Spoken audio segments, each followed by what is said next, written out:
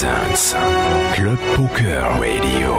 Une émission tout public, même pour les noobs, les nits et les sharks. Winamax présente Club Poker Radio.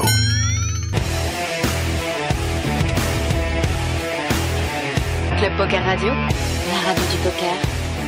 Eh bien, salut à toutes, salut à tous, c'est Comanche en Club Poker Radio, en compagnie de Chichi. Coucou Chichi. Coucou Comanche. 2 jours d'affilée et toujours autant de plaisir.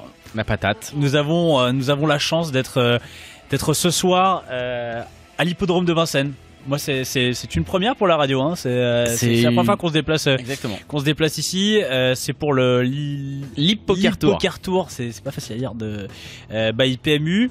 Avant de parler de poker avec Gabi du Club des Clubs qui est avec nous ce soir, on a le plaisir d'avoir Rémi qui est avec nous. Rémi qui nous. Alors. Bon, on a encore la tête dans les étoiles. Dans les étoiles, on a Rémi qui a été un peu notre guide, qui nous a fait la visite, qui est quelque chose que pas beaucoup de monde fait, je crois. Là, on a fait la visite des écuries d'abord, et ensuite on a eu la chance de faire une course dans le bus poursuite, bus poursuite. Rémi, merci déjà merci beaucoup pour toutes tes explications. On sent, on sait que tu es un passionné des courses. Alors toi, tu nous as dit tout à l'heure que tu es un ancien jockey. Tu viens d'où exactement? Moi, j'ai travaillé à Chantilly. Je travaille à Chantilly. J'ai travaillé 19 ans pour André Fabre, qui est le number one, le plus grand entraîneur de France, qui entraîne des shows pour le Check Mohamed Maktoum, Lagardère, à l'époque. Donc voilà quoi. Donc ça c'est du galop. C'est du galop. Moi je viens du galop. Je viens pas du monde du trot. Je viens du monde du galop. Donc t'es un ancien cavalier d'entraînement. Alors c'est quoi la différence? C'est quoi jockey cavalier? Alors moi je montais pas en course. À mon époque j'étais trop lourd parce que l'échelle des poids est très pas comme on Attends, t'étais trop lourd. Tu pesais combien? À l'époque je devais faire 50 kilos peut-être. Putain, t'étais vraiment lourd. Hein. C'est les poids lourds de. Il faut savoir qu'à mon époque c'était 44 kilos pour monter en course. 44 kilos avec une selle. Chose qu'on ne voit pas dans le monde du trot, dans la mesure où dans le trot c'est un poids minimum. Donc c'est pas quelque chose entre guillemets qui soit très difficile, mais chez les galopeurs c'est plus compliqué. Et comment on fait pour faire 44 kilos quand on est un homme? À la base, on est aidé par la nature, on n'est pas très grand, et le fait de monter à cheval tous les jours, parce que tous les jockeys, un jockey est un sportif de très haut niveau, bien sûr. Donc avec l'entraînement, tu fonds, tu sèches, on arrive à se maintenir en très bonnes conditions. C'est aussi un régime alimentaire un peu adapté. Oui, on fait très attention. On fait attention, mais à la base, on est déjà aidé par la nature. On est très petit, on n'est pas très lourd, et le fait de monter à cheval tous les jours, ça nous permet de garder une très bonne condition physique. Alors toi, le cheval, c'est quoi ton histoire avec le cheval? Moi, j'aime les chevaux, j'aime cette bête, j'aime. On l'a senti. Tu le transmets J'aime les merveilleusement. chevaux, et puis j'aime ce monde des courses parce que contrairement à ce qu'on peut croire, ce qu'on peut dire, on respecte énormément le cheval. Clairement, nous ce qu'on a vu, comme je disais, on a eu la chance d'aller dans les écuries. Déjà la première chose qu'on voit, c'est un cheval qui prend sa douche chaude alors que nous on se les gèle dehors et qui est bichonné, 2 serviettes, machin. Donc on voit vraiment il y a un tout respect, est fait autour du bien-être du cheval. Exactement. Et plus ça va, plus on va aller en année, plus on va encore on va améliorer le bien-être du cheval. Bien sûr, on respecte énormément le cheval. Ça a beaucoup évolué, ça. Ça a énormément évolué. Déjà les coups de cravache, c'est 7 dans le monde du trot, 5 dans le galop. Les commissaires sont très durs. Les amendes, des grosses amendes aux jockeys. Il y a pratiquement plus d'amendes pour les coups de cravache. Les cravaches sont homologués. C'est un coup de cravache. Est-ce que on se rend pas compte? Je sais pas. Je crois que j'en ai vu un tout à l'heure. Mais est-ce que c'est quelque chose qui fait vraiment mal à l'animal? Non. Je sais que j'ai le seul contact que j'ai eu avec un cheval quand j'étais petit, on t'expliquait qu'il fallait déjà pour le caresser, il fallait le taper. Enfin, c'est faux ça. La cravache sert simplement pour guider le cheval et c'est tout. Non, la cravache ne fait pas mal. Elles sont homologuées. Par contre, les coups d'éperon dans les. Il n'y a pas d'éperon dans le monde. Non, ça c'est parce que dans les westerns, tu vois les. Oui, mais ça c'est des films. Non. Donc là, on est à Vincennes. Ce soir, il y avait 7 courses. 7 courses. Donc tu as dit 5 courses de. J'ai plus le programme, mais c'est ça, c'est 5. À peu près 5 courses de trot monté et voire 2 grands maximum de trot monté quand il y a 7 courses. Oui. Et on a vu, d'ailleurs, justement, on parlait de Jean-Michel Bazir.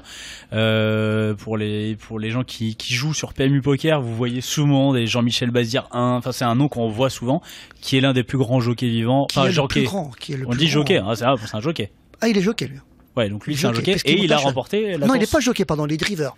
Il ne monte pas sur le cheval. Il ne monte jamais. Il est driver. Non, là. Pardon, Donc, pour il moi. est driver, donc c'est-à-dire qu'il est dans sur le sulky. Sur le sulky, Tout à qui fait. est la petite charrette. Bah, c'est pour expliquer. Oui, C'est d'accord. La Alors, petite c'est vrai charrette que en carbone, et on l'a vu, elle est. On c'est a un vu les truc, charrettes, c'est des super Formule 1 élaboré. en carbone, quoi. Exactement. C'est ça. Et il a gagné la course juste il a gagné Juste justement avant. la course de l'Hip Poker Tour. C'est un Tu très vois. bon driver. Il a un très bon sang-froid. DS de la. Non, comment elle s'appelle Je me rappelle plus. je sais j'ai plus pas comment. vu le nom du cheval, J'ai mais- vu le nom et puis je me suis dit, mais en fait non. J'ai vu Mais qu'il c'est avait- le meilleur. Et c'est ce que tu me c'est disais le tout boss. à l'heure. C'est le Michael Jordan. C'est le Zidane. C'est Le Zidane, Sébastien Loeb des chevaux. C'est le mec, tu peux dire. c'est le Chabal. Non, non, Chabal. Mais voilà, donc c'est la superstar du trot. Voilà. Ici, c'est une grosse machine. Hein. C'est le plus bel hippodrome qu'il peut y avoir pour les trotteurs. Vincennes, c'est le temple du trot. Hein. Pour venir à Vincennes, il faut avoir un très bon cheval et c'est là se courent les plus belles courses de trot. C'est quoi un petit peu c'est quoi le public, un peu le public moyen de gens qui viennent regarder une course? C'est très populaire le monde du trot. C'est des gens très simples. Faut savoir que le monde du trot est un milieu très voilà, c'est très simple, ce sont les terriens. Hein. Et c'est ce que tu disais, c'est que c'est différent du monde du galop, c'est que les propriétaires, oui, voilà, tout le monde peut acheter un trotteur, c'est à la portée de tout le monde. Bon, ça a un coût, mais voilà, c'est possible d'acheter on peut se faire plaisir sans mettre des millions et des millions. C'est combien un cheval Allez, on va dire un bon cheval, 5 000, 10 000, 15 000, 20 000 pour un trotteur, on partage à 2-3. Ah d'accord, je pensais que c'était non, et un c'est pas inabordable, c'est donc c'est très abordable. Les trotteurs sont pas des pur sang, c'est des demi-sang. Ça veut dire quoi demi-sang? Alors demi-sang, il faut savoir. Des 100 mêlés comme dans Harry Potter. Voilà, ce sont des juments normandes. Okay. Avec des chevaux français, voilà, des seuls français. Et un pur sang, c'est quoi? Un pur sang, c'est à la base, ce sont des anglo-arabes. D'accord. Avec des juments anglaises. D'où vient les pur sang arabes, c'est quand on dit pur sang, c'est pur sang. Voilà, pur sang. La base, c'est pur sang arabe avec des juments anglaises qui a donné le pur sang anglais, puisque le pur sang dans la nature n'existe pas. Il a été. C'est une création créé par l'homme, voilà. Et combien ça coûte? Trotteur. Et un pur sang, par exemple, on est sur des sommes comment? Là, les pur sang, là, par rapport à l'origine, plus l'origine est haute automatiquement, l'origine est bonne, plus le cheval va coûter très cher, hein, bien sûr. Genre, je sais pas si vous avez vu récemment les ventes de Yearling qui s'est vendu à Deauville récemment au mois d'août. Un Yearling 18 mois. C'est quoi un Yearling? C'est une race de 18 mois. Il a 18 mois le cheval. Ah, c'est le Yearling, c'est le Yearling. Voilà, okay. vous avez le poulain, le Yearling après le cheval, et un Yearling qui s'est vendu 1 625 000 à Deauville. Là, par exemple, il faut se mettre à 3, je pense. Il faut se mettre plutôt à 2, 3. Ouais, là, c'est souvent à 2, histoire de se faire plaisir. C'est quoi? C'est une année de salaire à la radio, on le fait, quoi. Voilà, ouais, mais bon, ça fait chier quand même de tout mettre dans un cheval. On a beaucoup les gens du Qatari qui achètent beaucoup de chevaux, c'est eux qui. C'est bizarre, pourquoi parce qu'ils aiment ça, voilà, ils aiment les chevaux, faut pas croire, ils aiment les chevaux. Ils les font jouer en Ligue des Champions après. Voilà, ils aiment les chevaux. Donc ici on a vu il y a beaucoup de, enfin voilà, il y a une grosse ferveur, il y a beaucoup de monde. C'est une soirée, c'est combien de personnes à peu près qui viennent dans les gradins? Je sais pas, ça dépend les journées, mais le vendredi soir il y a énormément de monde. C'est la grosse soirée, c'est le samedi soir ou le vendredi soir, parce qu'il y a tous les CE, on fait pas mal de visites. Oui, le cheval français organise ils font des préparations, des visites et on peut très bien voir 1000 personnes en visite sur une soirée, beaucoup de CE, beaucoup de voilà. Nous, ce qu'on a fait, donc ce que tu nous as fait visiter, c'est quand même des endroits très très privés de Vincennes qui sont pas accès, dont le public n'a pas accès. Dans les écuries, en dehors des visites bien ciblées, non, personne ne rentre dans les écuries en dehors des propriétaires et puis du personnel, sinon. Très peu de monde dans les écuries, bien sûr. On a vu d'ailleurs, on parlait des soins au niveau des chevaux, on a vu les vétérinaires qui faisaient les contrôles antidopage aussi. On a vu que c'était énormément contrôlé. C'est hyper contrôlé, bien sûr. Beaucoup plus que tous les sports au final. C'est le sport le plus contrôlé. C'est le sport le plus contrôlé, les chevaux de course. On a des comptes à rendre par ailleurs. Tout à l'heure, on parlait du contrôle antidopage des chevaux, on contrôle aussi les jockeys et les drivers. Ah bon? Tout à fait. Ah oui, d'accord. On va les contrôler avant les courses, on va en prendre 5 au hasard. De la même façon, voilà, même façon que des chevaux, c'est totalement aléatoire à chaque fois. Et le gagnant à chaque fois. Pardon? Le gagnant aussi, pareil. Non, pas forcément. On prend 5, soit 3 drivers ou 2 jockeys. On en prend 5. Ce sont les commissaires qui. Mais alors, le jockey, quand il est driver, tu vois, il est assis sur le sulky. Qu'est-ce qu'il suffit qu'il soit alcoolisé, par exemple. Mais du coup, elle est rigolote la course, il zigzag. Non, c'est hyper dangereux parce qu'il peut tuer un cheval, il peut causer un accident et les chevaux que ça coûte très cher. Et l'image des courses, non, c'est pas bon. D'ailleurs, justement, les accidents, parce que j'ai un peu dans l'idée qu'un accident de cheval, en fait, c'est tout de suite dramatique pour le cheval. Enfin, pas forcément. Je parle pour le cheval, c'est qu'un cheval qui se blesse, c'est très... Non. Quand il est blessé, on le soigne. On a des bons vétérinaires. On a tout ce qu'il faut on a un box exprès avec tout le matériel qu'il faut pour guérir, enfin pour soigner le cheval. La seule chose qui est compliquée, qui est difficile, c'est quand le cheval se casse une jambe. Donc là, on n'a pas le choix. Le vétérinaire va euthanasier le cheval. Mais Dieu sait que ça arrive rarement. Sur le nombre de courses, le pourcentage est très minime. Voilà, ils courent sur des terrains appropriés que pour la course. Il y a très peu d'accidents. Ça, on l'a vu. D'ailleurs, on a eu la chance d'ailleurs de marcher sur la piste. C'était vraiment assez impressionnant. J'ai l'impression de marcher sur le... Tu sais, c'est un peu le terrain de... au Stade de France, c'est impressionnant avec l'énorme tribune. Et on a vu que la piste était damée à chaque course. Elle est arrosée pour le confort du cheval, pour éviter la poussière.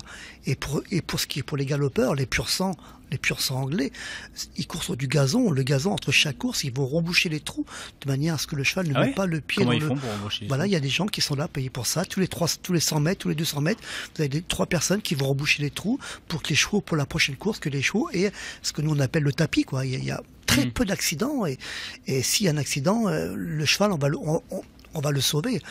On a de très très bons vétérinaires. Alors justement, tout à l'heure on me parlait de Neuilly, où ça, c'est ceux qui... Enfin non, tu sais où ça saute là. À Hauteuil. Auteuil-Neuilly passif. Oui. À Hauteuil, en obstacle, oui. Là, du coup, il y a quand même le risque d'accident. Il y a beaucoup de chutes spectaculaires, mais très peu d'accidents. De cheval, en tout cas, le cheval se blesse. Le jockey aussi se blesse aussi, mais très peu d'accidents. Pour le jockey, on s'en fout, c'est pas grave. Il faut savoir que quand on parle d'Hauteuil, le terrain, sur du gazon bien sûr, est très souple. Donc ça amortit la chute. On a des chutes spectaculaires, mais très peu d'accidents. J'ai pas le pourcentage, mais ça je pourrais vous le donner après par la suite. Mais c'est très minime par rapport au nombre de courses qu'il y a en France. Et aussi tu nous disais que le cheval était un animal très peureux. C'est très peureux. Et justement le fait que la voiture soit sur le côté, elle suive, on est au niveau des chevaux. Oui, mais là on est en course, donc là ils pensent à leur course, les chevaux. Et ils ont des œillères tous? Pas tous. Non. Quand je dis qu'il est peureux, le cheval, c'est un peu... Quand il est peureux dans les écuries, il faut faire très attention, il ne faut pas le surprendre le cheval, mais bon là, quand il est en course, ils peuvent le suivre. Oui, on va pas klaxonner. Comment on fait un petit peu, parce que c'est vrai que tout à l'heure on parlait un petit peu de tous les gens qui gravitent justement dans une écurie, on parlait notamment de l'entraîneur, et on a toujours du mal à se dire comment on fait pour entraîner un cheval, parce que finalement tu nous disais que un cheval, pas mal. Pour entraîner un cheval, tu nous disais qu'en gros ils font 2 courses par mois à peu près. En moyenne, un trotteur court 2 fois. Voilà. Mais quand ils s'entraînent, il y a pas d'autres. Est-ce qu'il y a d'autres chevaux qui courent autour? Est-ce qu'il n'y a pas toutes les lumières? Il n'y a pas tout ça. Alors, on va parler un peu de mon expérience. Moi, je travaillais pour André Fabre. On avait pratiquement 200 chevaux à l'écurie. Attends, André Fabre, c'est pas... C'est le meilleur entraîneur de France, André Fabre, qui a gagné l'Arc de Triomphe cette année. Et quand on montait à cheval, on était 80 à cheval. On avait 80 à cheval. On avait 3 chevaux à monter, donc 3 fois 80, quoi. Et les chevaux sortent c'est ce qu'on appelle des lots, quoi. Des lots, on sort, voilà. Puis l'entraîneur nous dit qu'on a des pistes exprès pour ça, hein. On n'entraîne pas les chevaux n'importe où, n'importe comment. Donc on les habitue à avoir des groupes autour, on les habitue à rester ensemble, à se coller, et on fait pas que de la vitesse. On travaille énormément le mental. Un cheval, quand il a couru plusieurs fois, 2-3 fois, après il est prêt, après on va travailler le mental. C'est quoi travailler le mental? Parce que alors, nous, dans le poker, on sait ce que c'est travailler le mental, on sait que c'est important, mais alors le mental, simplement de mettre bien son cheval dans sa tête, qu'il soit bien, qu'il soit détendu pour l'entraînement, voilà, donc... C'est ça le mental. Ok, c'est vraiment la détente, c'est la détente, le bien-être du cheval. On lui prépare la course, voilà, on le met dans des conditions top. Il faut absolument du calme pour les chevaux, un peu moins pour le trotteur, parce que le trotteur est un peu moins compliqué. Mais le pur sang. Et du coup, en fait, comme ce que tu disais, c'est que pendant la course, il est tellement dans son truc que les cris des gens, ça les motive des fois. Ça les motive, oui. En fait, c'est ça. Ils aiment ça, les chevaux. Ils aiment ça. Quand ils prennent la photo, on les voit. C'est très fier, un cheval. Hein, c'est très fier.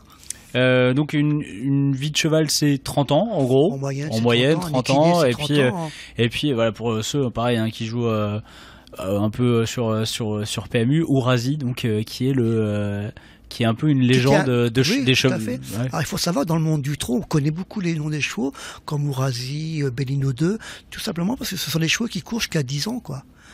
Ils ont une carrière plus longue que les galopeurs. Plus longue que les galopeurs. Les galopeurs, c'est très court. Après, ça part au haras, bien sûr. Donc, mais C'est qui les chevaux galopeurs les plus connus? Il y a pas. on a plein de chevaux connus Il y a après, pas mais plus, c'est on retient jamais les noms parce que au bout les cracks courent jusqu'à 3 ans, grand maximum c'est 4 tout. ans.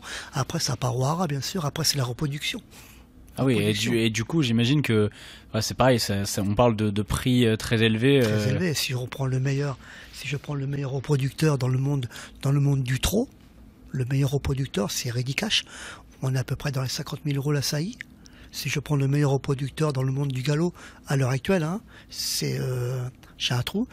Ça, c'est original comme nom. Ouais, j'ai un trou là. Ah, Ça va me revenir. pour une saillie, ça aide. C'est Galiléo. Ok. Galiléo dans le monde du galop, on est au-dessus de 350 000 € la Wow. saillie. Ah oui, ça il y a te fait, deux- il y a ça te fait deux rêver, mondes. Chichi, toi. Ah, moi, ça me fait T'imagines rêver. Moi, tu sais, moi, 50 000 la saillie. Moi, c'est 5 balles la saillie. Un Ah, coca et au Et lieu. encore, c'est toi qui payes, toi. Et c'est pas moi qui pareil. paye en plus. Tu fais des visites, toi, très régulièrement. Alors moi, je pendant- travaille pour une société nous on travaille pour les maisons mères, le cheval français pour le trotteur et France Galop pour les galopeurs. Et moi, je travaille pour le GTHP.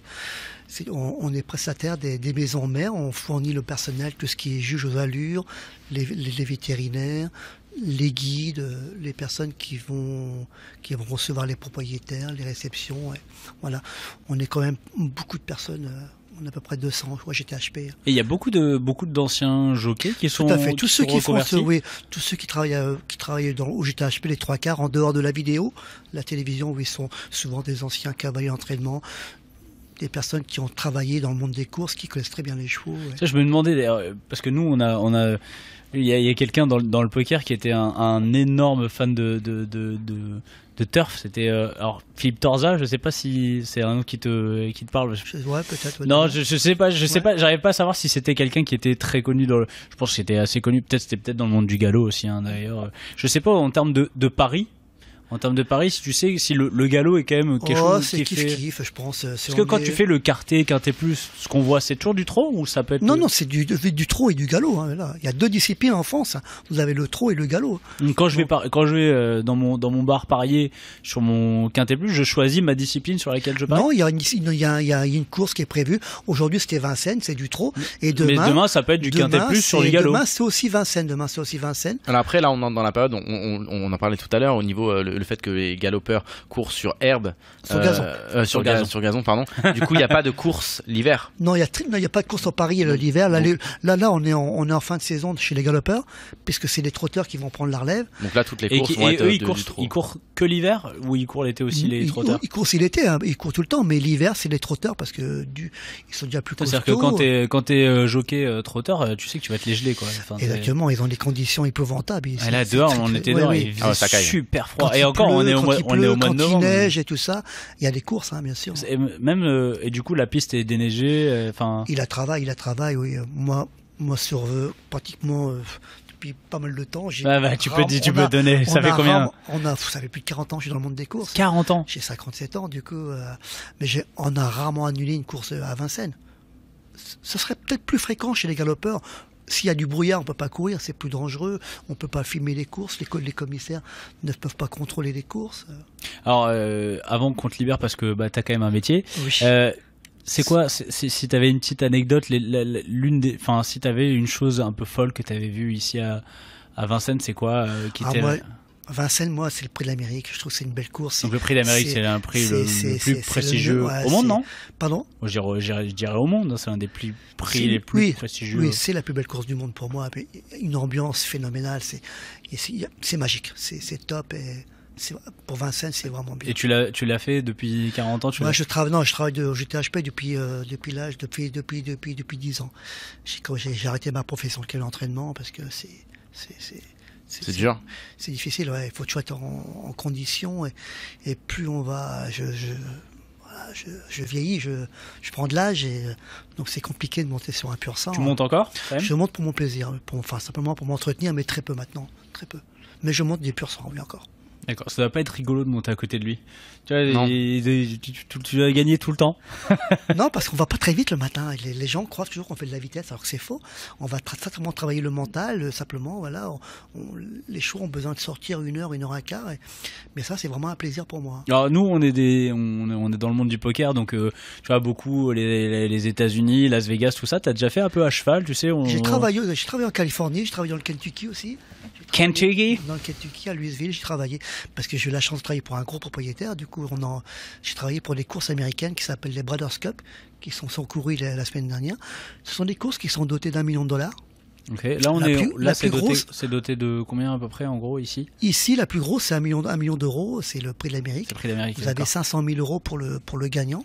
Pour ce qui est le prix le Kata Arc de Triomphe, là vous avez 5 millions d'euros d'allocation. Donc et ce que pour tu le me disais, gagnant, c'est que 2,8 millions. ce que tu me disais, c'était que c'était environ entre 5 et 7% pour le 5% jockey. Pour le jockey et Donc driver dans le celui trot, qui prend 2,5 millions, donc c'est-à-dire que le jockey prend 7% c'est 7%. chez Galloper. 7% chez Galloper et 5% chez le trotteur. Donc c'est Tu prends 220 000 sur la course. voilà. Sachant très bien que c'est un week-end où il y a des courses qui sont dotées de 300 000, 400 000 euros pratiquement tout le week-end. C'est des grosses courses, hein, bien sûr. Tu gagnes la course, tu fais une saillie de galopeur. Le cheval, souvent, il va au hara après. Hein. Le hara, c'est leur production. Hein, le hara, c'est. Ça a l'air cool hein, quand même. Hein, Franchement, le la hara, vie. c'est cool, c'est clair. Hein. T'imagines, c'est quoi?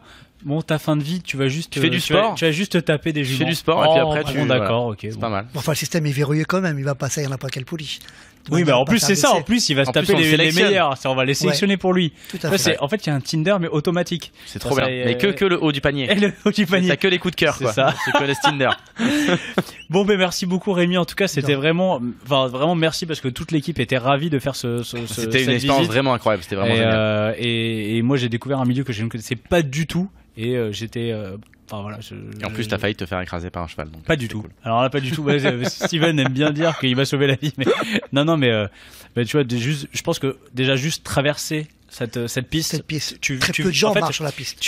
T'as une espèce de sensation particulière. Il faut savoir qu'il y a eu des cracks qui ont gagné sur cette course-là depuis. Ouais, voilà, tu foules une histoire. Exactement. Eh ben, écoute, merci beaucoup, Rémi. On va te laisser retourner à tes obligations. Très bien. Et puis, encore merci beaucoup. Merci beaucoup. Merci. À bientôt. Ouais. Et puis maintenant, Ciao, on va reparler de poker, mais ne sois On va pas triste. revenir aux cartes. On va reparler. On va parler de saillie, hein, mec. Si On tu va- veux. On peut ouais, parler de c'est- saillie aussi. Hein. Toi, c'est combien une saillie au parles. club des clubs? Ne lance pas. Il faut pas lancer chichi sur les saillies parce que tu vois. Merci Rémi. Merci beaucoup, Rémi. Alors Gabi, toi. Alors on va revenir sur le côté poker parce que ici il y a quand même un tournoi de poker qui est joué, c'est la finale de l'E-Poker Tour. Il y avait plus de pratiquement 500 joueurs 498 80 enfin j'ai envie de dire presque 500. Voilà. Toi tu es t'es le président des clubs? Non, je suis le vice-président du club de parce que poker. la présidence ne déplace pas. La présidence, Ah pardon. elle est à Montpellier. Donc, C'est chez moi. voilà. C'est Elle est originaire de Montpellieraine. Ouais, tout à fait. Ah bah voilà, alors je l'adore. Je l'embrasse. Christine, si tu nous écoutes. Bisous, Christine. Montpellier, Plaza Comédie, représente. Et donc toi, tu es de Moi, je suis de la région parisienne. Ouais. J'habite en Seine-et-Marne. On a un petit club en Seine-et-Marne. Et donc, j'ai connu le club des clubs par le biais de ce club-là, puisqu'on a voulu participer à ces compétitions. Et donc, je me suis intéressé à la vie de la structure. J'ai participé en tant que responsable de club aux compétitions. Et puis, j'ai voulu après m'investir dans la structure nationale pour aider comme je pouvais par rapport à ça. Quoi. Alors c'est quoi exactement le club Alors, des le clubs club des clubs de C'est une poker, fédération qui regroupe tous les clubs? Fédération. On aimerait le devenir officiellement. C'est pas simple dans le milieu du poker. Donc on fait des démarches actuellement pour avoir cette reconnaissance, pour avoir un agrément de l'État, pour pouvoir ensuite monter une fédération. Et donc vous montez un dossier et c'est pas évident parce que c'est du poker. C'est marrant parce que moi je suis dans le poker depuis longtemps et j'ai l'impression que enfin, j'en ai vu des gens succéder à essayer de fédérer justement tous ces clubs et j'ai l'impression que c'est une galère depuis des années. En fait, on arrive à les fédérer pratiquement parlant, c'est-à-dire que le club vous réunissez. On est une association 1901. L'association a été créée en 2007. Les compétitions. Qui a créé, tu sais Alors c'est un petit groupe de personnes au départ et le premier président était Nicolas Bouis. Qui a été président de l'association jusqu'à il y a 2 ans. Il a souhaité passer à autre chose il y a 2 ans. Et donc on a pris le relais avec Christine et toute une équipe pour poursuivre l'aventure, quoi. Donc 2007, les premières compétitions en 2008. Et donc depuis, on fédère pratiquement, pour revenir à ça, les clubs. Mais le terme fédération est difficile à obtenir au niveau légal. C'est par rapport au fait que c'est pas considéré comme un sport. Qu'est-ce qui bloque en fait? C'est le fait de poker. Jeu de hasard. Jeu de hasard. Jeu de hasard, oui et non, puisqu'on sait très bien que pour ça, des fois, c'est considéré. C'est un très grand débat. C'est un énorme débat. On sait tout ce qu'il faudrait. Il faudrait qu'un jour ce soit clairement clarifié pour tout le monde, que ce soit pour les amateurs ou les professionnels. J'imagine que vous faites aucune dotation en argent réel.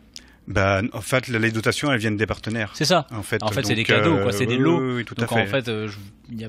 À l'année, c'est des classes. En fait, vous faites des free rolls, c'est des classements, il y a des points, ce genre de choses. Il y a des lots à gagner. Ouais, c'est ça. Donc on a des compétitions. On a une compétition par équipe qui s'appelle le CNEC. Donc les clubs jouent toute l'année avec un système de poules. Les meilleurs clubs de chaque poule se rencontrent en finale régionale et tous les ans, donc on a une finale nationale. 16 clubs qui se rencontrent pour déterminer quel est le meilleur club de France. Ça, voilà. Donc la finale des clubs, en gros, c'est toi qui l'organise par le. C'est le club des clubs qui l'organise. Voilà, c'est ça. La finale, c'est passé où la dernière? L'année dernière, on était à Stade de France. J'ai un trou. Non, j'ai un trou, je sais plus. La prochaine sera à l'Onis Poker Tour en Charente-Maritime. Vous faites, en fait, vous tournez un petit peu, vous faites ça dans Alors, tous les ans, c'est les clubs qui accueillent cette finale par équipe et qui organisent cette finale. Et donc, on leur demande de présenter un dossier et quand ils sont plusieurs, on choisit le meilleur dossier, quoi, on va dire. Arrêtez, c'est là où vous avez envie d'aller passer des vacances. Ça dépend. Non, c'est vraiment lié au dossier qu'ils nous présentent. On a un cahier des charges à respecter et on essaye, on fait en sorte. Alors tu dis une finale par équipe, c'est quoi une finale par équipe? Alors en fait, le poker par équipe, c'est vrai que ça paraît surprenant, mais on se rend compte que c'est ce qui finalement, quand on voit les tu sais que c'est arrivé au World Series, il y a un tournoi par équipe maintenant. Le tag team. Le tag team, mais ils sont 2. Mais d'ailleurs, il y a eu un autre où. Je sais pas si il y a eu une autre, je sais plus où, c'était par équipe aussi, mais du coup, vous êtes en plus, c'est des équipes de plus de 2. Vous êtes. Alors, c'est des équipes de 5, 8. 8 Ah ouais, d'accord. Donc, c'est 8 sit and go à chaque fois que des clubs se rencontrent. Si on a 7 clubs, sur chaque table, il y a 7 joueurs. De chaque club et donc il y a 8 sit and go et on fait un classement en fonction de la place sur chaque sit and go en fait. Le tenant du titre, ça me rappelle un peu, moi je te coupe, ça me rappelle un petit peu le truc de l'équipe championnat du monde de poker, voilà, qui avait bien sûr. D'ailleurs il y avait le GPI, ça c'était organisé par Dreyfus. GPI Poker Master, je crois. Oui, c'est ça. Ça s'appelait comme ça. Je crois que c'était des trucs. Je sais même pas qui l'a remporté. C'était les Italiens avec. Il y avait San Martino, il y avait une team assez. T'es sûr qu'il y avait San Martino déjà à l'époque? En fait, j'ai revu ce truc-là par hasard. Non, il n'y avait pas Minieri, il y avait San Martino, il y avait Canid, je crois, il y avait, je sais plus, mais il y avait des tops et c'est les Italiens qui gagnent. Et franchement, on termine avant-dernier dans mes souvenirs. On termine pas ouf. Ouais. On termine genre pas terrible. Non, pas terrible du tout. Ouais. Et du coup, les derniers vainqueurs, c'est qui? Alors, t'as des petits anti-sèches. J'ai essayé d'aller voir, j'ai pas eu le temps. Il me semble que c'est Poitiers avec Adrien et Adrien Guillon. Imagine c'est Nancy. Imagine c'est Nancy. Ils sont là, mais non, c'est nous. Je vais me faire taper sur les doigts.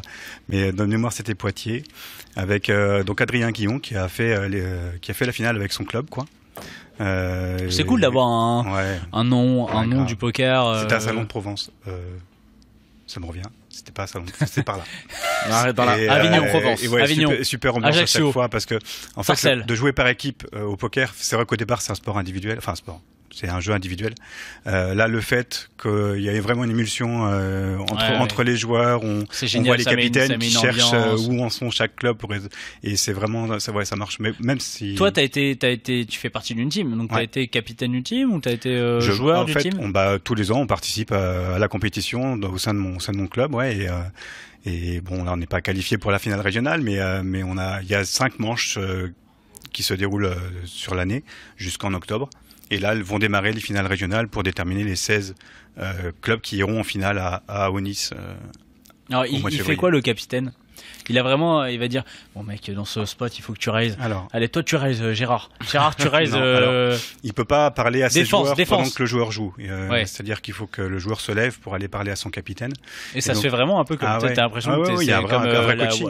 Il y a des clubs. La Coupe Davis, quoi. Quand si vous venez voir la finale, vous avez les capitaines qui ont une tablette et qui prennent des notes sur tous les joueurs qui observent. Ils prennent des informations tant qu'ils peuvent sur les points, les classements, etc. Et ils coachent leurs joueurs pour clairement leur donner des conseils sur la manière de jouer. Il y a une vraie stratégie de points. Il y a des moments où il faut prendre des risques, il y a des moments où on n'est pas que sur les poker, quoi. Faut assurer. Ça devient un vrai sport d'équipe, quoi. Toi, le poker, c'est un hobby, c'est ton métier? Non, je suis enseignant. T'es enseignant? Ouais. Ah, Désolé. Ben non, ça me fait plaisir. Je suis d'une famille d'enseignants, donc t'es prof de quoi? Technologie. En collège. Et donc non, c'est un plaisir, c'est une passion qu'on vit au sein du club. Depuis longtemps? J'ai du mal à me rappeler de la date. Je pense que c'était un peu après les années 2000 que j'ai commencé à jouer au poker. T'es un vrai vieux. En fait, des fois, on a des vieux de la vieille, mais toi, t'es un vrai vieux de la vieille. Ah, pardon. Ben non, c'est vrai. Tu sais recevoir, ça fait plaisir. Ben non. Écoute, des fois, il faut savoir aussi prendre le compliment. Hein. C'est pas toujours. C'est pas toujours péjoratif d'être un vieux de la vieille aussi. C'est de l'expérience. Un petit peu le profil entre guillemets type du joueur de club. Est-ce qu'il y a beaucoup de joueurs un peu amateurs qui ont pour objectif peut-être de s'entraîner via ça et ensuite de devenir professionnel ou juste semi-professionnel, c'est-à-dire de gagner de l'argent? C'est vraiment des gens juste qui se retrouvent le week-end pour une passion et alors il y a vraiment de tout. Donc les joueurs qu'on nomme récréatifs sont présents. On a vraiment toutes sortes de joueurs sur une table de poker, tous les niveaux, et c'est vraiment agréable à vivre. Enfin, on sait ce que c'est le poker de toute façon, une mixité sociale énorme en plus, donc c'est super intéressant. Et au niveau de l'ambiance, il y a vraiment tous les niveaux. Et le joueur type, on a l'habitude de dire que les joueurs serrés s'en sortent plutôt bien, mais en même temps, un bon joueur de poker va normalement savoir gérer sa table. Parce que, non, en fait, c'est vrai que souvent quand on pense tournoi de poker, on pense pas forcément à bonne ambiance. On pense pas, enfin. Ouais. Et alors que quand on pense poker associatif, on pense à bonne ambiance. Clairement, ouais, bien sûr. Bah, mais à compétition aussi. Quand un joueur est éliminé, on le félicite en l'applaudissant. Ah, c'est pas parce qu'on est content qu'il sorte. Moi, j'ai toujours pensé que c'était ça. Bien sûr que non. Et c'est vrai que les gens t'applaudissent parce qu'ils sont contents que tu sortes. Oui, c'est parce que je suis un connard. C'est ça. Ouais, c'est ça. Donc, c'est une ambiance particulière, mais je pense que c'est ça que les gens viennent chercher dans les clubs. Hein. Et t'as jamais voulu justement passer le pas à passer du côté professionnel, en tout cas tester les gros tournois? Moi personnellement, j'aimerais vivre des gros tournois. T'as déjà essayé? Non, après c'est une question aussi de moyens. Il faut arriver à monter une bankroll et pouvoir se payer ces tournois qui font rêver, quoi. Donc, ou alors participer à des événements comme aujourd'hui pour avoir le ticket qui nous permet de au moins une fois essayer de jouer ces gros tournois. Mais moi personnellement, devenir professionnel, non, je kiffe mon métier, ma vie de famille, et je sais que c'est une autre vie après de devenir pro, c'est autre chose, quoi. Donc sans forcément devenir pro, mais est-ce que par exemple, c'est un peu le terme entre guillemets que je dis semi-pro, mais juste se faire un petit plus de revenus avec sa passion, est-ce que ça peut être un objectif, ou vraiment toi c'est une passion que ça aurait pu être le poker, mais ça aurait pu être autre chose. L'argent ça fait pas partie. Je suis content de pouvoir payer une télé à la famille, quoi, mais je veux dire plaisir de temps en temps. Voilà, comme celle-là ou pas? Parce que celle-là elle est belle. Il y a une télé à côté là. Elle est petite. On a une petite télé. On s'allonge avec Comanche l'un à côté de l'autre, on fait la taille de la télé. Un peu moins même. Elle fait longue, mais en fait, elle est énorme. Elle est assez énorme. Ici, t'as pu assister à des courses? Tout à l'heure, on a assisté à des courses. Ouais. T'as parié un peu? Un peu. J'ai perdu, bien sûr. Ah bah, j'ai perdu. T'as parié? Non, j'ai perdu. C'était des free bets. C'est Brewan qui payait à côté. Il est là et je m'en fous, je payais, c'est moi. Brewan, merci beaucoup d'être avec nous. On t'a vu remettre une belle mallette PMU et on s'est demandé parce qu'on sait qu'elle pèse une tonne. T'as fait de la muscu, hein? On sait qu'elle pèse une tonne, celle-là. Ouais, on a fait du sport récemment. Et tu la tenais à une main. On a je l'ai remis en plus. Et en plus, il a remis à Jean-Michel Bazir. C'est ce qu'on disait tout à l'heure, c'est que c'est le Michael Jordan. J'ai essayé de le faire venir sur l'émission, mais il courait après. C'est vrai. Donc, alors là, ça aurait été canon. Il est super fort parce que lui il court mais sans cheval. Il est super fort. Ça aurait été énorme. Hein. Quoi, qu'est-ce qu'il y a? Monsieur. Tu l'appelles? Appelle-le. Non, du monde, appelle-le.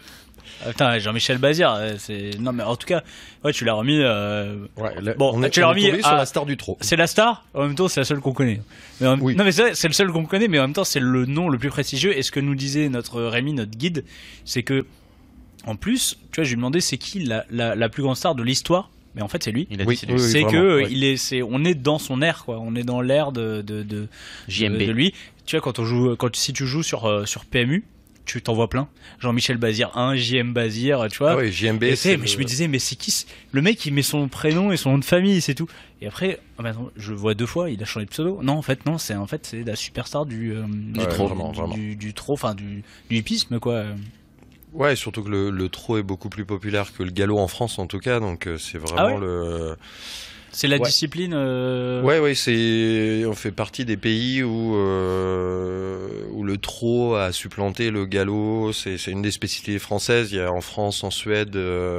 Parce que ça court toute l'année. C'est ce que nous disait Rémi avant, c'est que le galop ne court pas l'hiver parce que c'est très compliqué avec le gazon. Ça court très peu l'hiver, ou alors sur des pistes spécifiques, ou dans le sud de la France, à Cagnes ou à Marseille. Et puis il y a un côté belle histoire. Le trot, c'est Ourasi. Ah, c'est ce qu'on l'a vu tout à l'heure.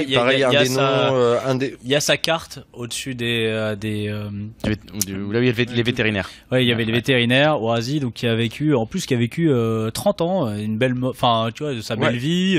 Il a couru pendant 10 ans. Enfin, tu sais, il a fait tout au top, le mec. J'ai l'impression que tu parles d'un pote, ça me touche. Mais tu joues des mecs qui s'appellent Ourasi sur et PMU. C'est souvent des copains. Et c'est vrai, oui, sur la route. Il y a plein de mecs qui s'appellent. Et il y a du JM Bazir. Il y a plein du JM Bazir. Il y a beaucoup de pseudos liés au hippisme, en fait. Mais tu comprends, on a la culture. On a 40% de nos joueurs qui sont issus aussi du Paris hippique à la base. Ouais. Donc, c'est ça, ils ont des références autour des courses, et effectivement, Bazir, voilà, je dirais actuellement du Fedorol, c'est quelques noms qui sortent côté poker, côté course. J'ai envie de même dire que c'est un des objectifs de la room d'ailleurs, c'est que voilà, on voit que le Hip Poker Tour, c'est un petit peu pour amener les joueurs de poker dans le monde du hippisme, en tout cas pour que les deux mondes se connaissent. Ouais, c'est toujours plus ça, je pense. Mais il y a aussi l'autre chose qu'il faut faire, c'est ramener les joueurs hippiques, les parieurs PMU. Mais il lui a offert une mallette de poker. Moi je me disais quand il est offert, putain, ça se trouve, offre-lui un free bet ou un truc genre qui vienne jouer là. Je me suis dit, est-ce que Bazir il a pris sa mallette, putain, je vais peut-être me faire un petit. En plus, il s'est fait un beau billet ce soir, il peut le remettre sur la room, quoi. Il a dû se faire un petit billet. Ouais, bon, la mallette, on va lui amener dans les vestiaires, il va pas l'aborder. Après, les mecs des courses jouent, mais ils sont plutôt sur le modèle partie entre potes. Très clairement, ils ont pas le temps. C'est l'équivalent de faire le circuit en permanence. Eux, c'est tous les jours. Ils sont des sportifs de niveau, en fait, et parfois hors de France, ils courent à peu près 360 jours par an. Ouais. C'est-à-dire s'ils font pas les courses officielles, ils s'entraînent, quoi. Ouais, alors ils s'entraînent le matin et ils courent l'après-midi, ils se déplacent dans toute la France. C'est des personnes qui prennent vraiment très peu de vacances. Bazir, c'est aussi une star et un mec, alors je sais plus à combien on en est maintenant, plus de 4000 victoires. 4000 Ouais. C'est. Par contre, c'est plus que toi. T'as gagné un tournoi live, toi? Non. Un tournoi live?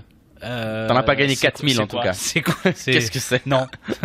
Il a gagné prix d'Amérique. Après, c'est un mec qui a. Deux fois, il a dit Rémi. Et il est pas tout jeune, Jean-Michel Bazir. C'est un mec qui a de l'expérience, quoi. Maintenant, oui, il a. Je sais pas, c'est quelqu'un qui a 50 ans, voilà. Ouais. Mais c'est pas. Pour le trot, c'est pas si vieux. Et il est entraîneur. Ah, il est entraîneur. Et propriétaire.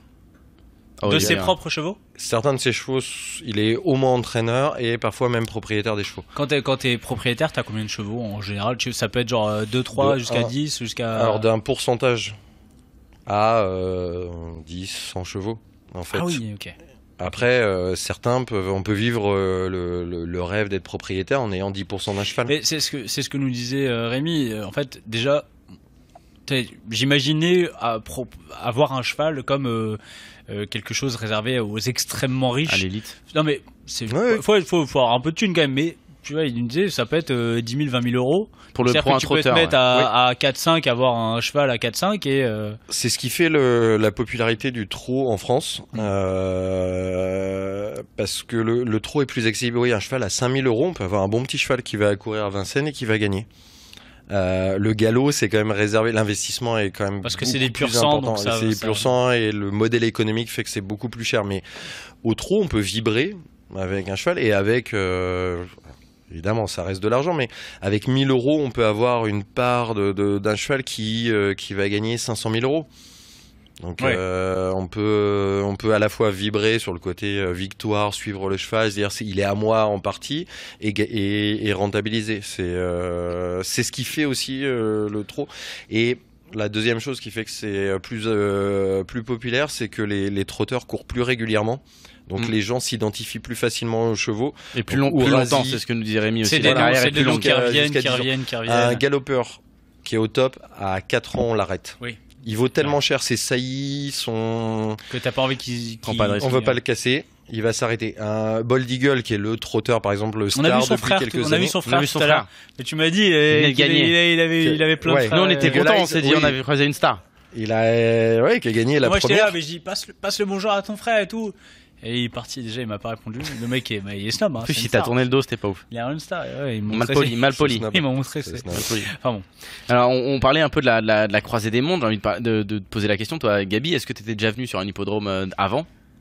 Avant, donc je suis déjà venu l'année dernière Ok. sur Mais l'Hippocartour, mais en dehors ça, hors non. contexte Non, Hippocartour. jamais. Est-ce que ça t'a donné envie de suivre un petit peu plus les courses, de parier un peu, ou c'est juste ton kiff un peu annuel de venir là? En fait, je suis déjà impressionné par le lieu. Ouais, c'est- vous l'avez il dit. y a- vraiment il y a une impressionnant. espèce de- Même juste au bord de la piste, dans les gradins. Il y a vraiment Il une y a âme, quelque chose on qui sent se quelque chose, ouais, dégage, quoi. c'est Je sais impressionnant. pas si vous êtes passé aussi à côté de la balance. Moi, c'est un Ouais, endroit qui il m'a- nous a montré la balance, donc parce que C'est il faut savoir que impressionnant, quoi. mais tout à l'heure quand il te dit que lui, enfin tu sais c'est assez drôle parce que il est là, il te dit nous quand on est jockey, on est comment il dit, on a de la chance, on est chanceux par la nature de faire D'être petit, d'être petit, tout de ça. faire 50 kilos et tout, et que à l'époque les jockeys ils faisaient 45 kilos.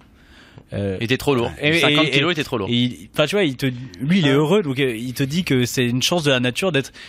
Moi, je suis content parce qu'il doit me considérer comme un mec grand. Tu vois, il doit dire putain, il est trop grand, lui. Sur C'est, Tinder, 50 kilos à 1m50, il fait pas ouf. C'est compliqué. Ouais, sauf que mec, t'es jockey. Mec, t'es Là, jockey, là, je peux t'es dire ouf. que t'as Ouais. des matchs. Ouais, c'est T'as pas des mal. super likes. C'est pas mal. Mais surtout jockey galop. Surtout, il faut ouais, jouer surtout- galop. ouais. C'est mieux galop. Tes saillies, elles veulent. Ouais.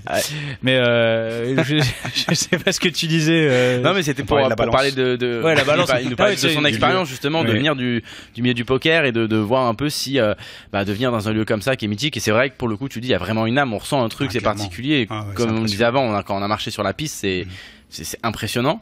Et est-ce que tu t'es intéressé un peu, enfin, t'as parié un petit peu, bon là, hors En Hippocartour. dehors de, j'étais jamais venu sur le lieu, mais c'est vrai que de temps en temps, je parie sur PMU. Enfin, je joue sur PMU pour le plaisir et pour essayer un peu, pour la. T'étudies ou pour tu le joues fun, tes quoi. numéros, quoi? Tu te fais le kiff ou les cotes? Il y a une époque où j'étudiais un petit peu les trucs, ouais, et ça marchait pas non plus. Faut jouer Donc, Bazir. Hein Bazir, c'est un coup sûr. J'ai Ouais, mais la cote, du coup, Bazir, c'est pas du mal. coup, ouais. Bazir, la cote, c'est le Sa favori tout le cote, temps, elle quoi. est C'est quoi, souvent- c'est elle quoi est la cote? souvent- C'est quoi le genre à peu près tu sais pas ce soir ce que c'était? Là, quand il a gagné le prix du Poker Tour, il était à 5 contre 1. Ah ouais, quand même. Donc il était très rentable. Ah ouais, 5 contre 1, c'est grave Ah oui, rentable. oui, il Mais surtout était que- 2 ou 3e favori. Là, Il était pas favori. non. Le favori, c'est en général, Ah. c'est quoi 2 contre 1 quand même, c'est quand même. Là, le favori sur la 4e, il était à 2,6. Mais C'est quand même des belles- Bazir c'est à quand même des 5, belles le cotes, même cheval va être, pour donner un ordre d'idée, il va être à 6-7. Bazir va faire descendre la cote mécaniquement parce que c'est Bazir, il a un vrai Ouais. talent. Ouais, c'est comme tu mets ton meilleur joueur sur la drive. pelouse, il est pas là, la cote elle bouge, quoi. C'est Voilà. exactement le même principe. Alors tout à l'heure, on a vu une cote, et alors je sais pas si on a mis c'est ce que le tableau. Je pense qu'on a remis screen. Ouais, il y avait écrit 127. C'est Ah possible oui, c'est d'avoir possible, oui. Ouais. Ah non, mais il a d'accord. fini 3ème. Il a fini 3ème. Donc au final, C'est possible aussi. Il avait un 127 contre 1.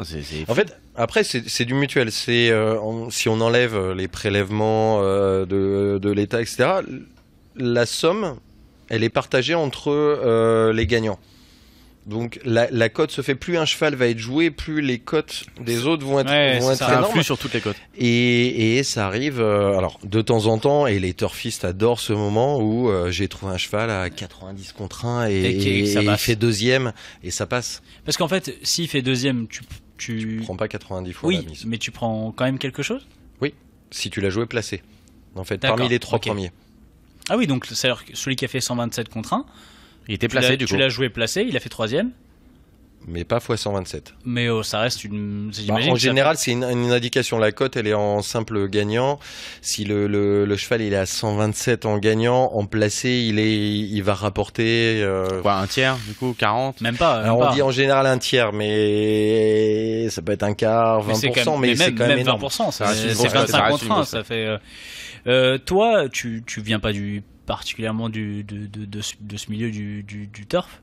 Non. Mais c'est quelque chose que tu as appris à connaître et tout, Ouais, et que tu as appris à apprécier. Enfin, franchement, juste après avoir fait la visite, t'as ce truc où t'es très vite piqué, je trouve. Je sais pas, c'est enfin, c'est très con ce que je veux dire, mais t'as cet animal devant toi, il a la classe, c'est solennel, et il faut venir là, bon, c'est une nocturne à Vincennes, il y en a tous les vendredis en ce moment. Il faut venir, je connais quelqu'un là qui a vécu cet événement. Il faut venir au Prix d'Amérique. Laurent il y a 40 000 personnes. Parce que là, les tribunes sont relativement vides parce que c'est toutes les semaines. Mais Prix d'Amérique, il y a 30-40 000 personnes, c'est un stade. C'est blindé. C'est les parc, gens crient. Si je dis pas de bêtises, le parc c'est à peu près 40 000 personnes. Et ce jour-là, il y a vraiment un truc très fort. La course du Prix d'Amérique, l'ambiance, elle est. C'est l'une des courses les plus importantes du monde. Oui, en trot, c'est quasiment la plus grande course au monde en trot.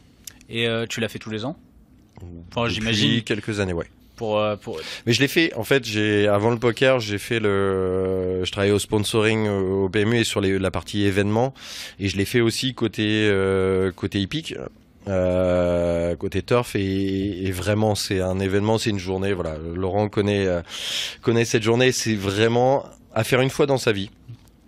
Ouais. J'allais dire, et j'ai eu la chance d'être... Sinon on a kiffé ce soir. Alors là, vous allez surkiffer, et...